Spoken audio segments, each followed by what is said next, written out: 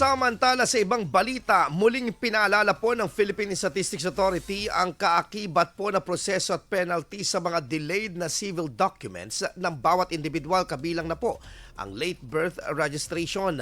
Ngayong Pebrero po, ginugunita ang Civil Registration Month bilang pagpapahalaga sa rehistrong kailangan sa bawat transaksyon na patunay sa pagkakakilanlan ng isang individual. Sa bayan po ng Binmalay, nagpaalala po si Civil Registry Office na maaring kahinatnan po ng late birth registration dahil may karampatan itong penalty.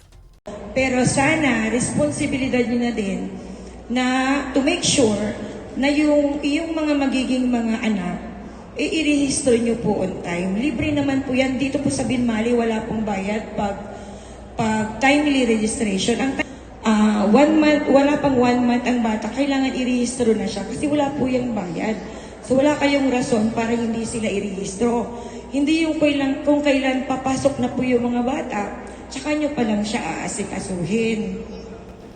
Kabilang din po sa paalala po ng lokal na pamahalaan ng pagpaparehistro ng kasal upang mapanatili ang sakramento para sa mag-asawa sa patuloy na nagsasagawa ng libreng kasalan ng bayan tuwing Pebrero.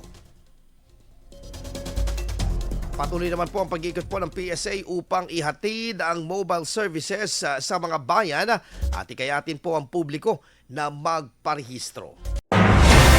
IFM News. IFM News.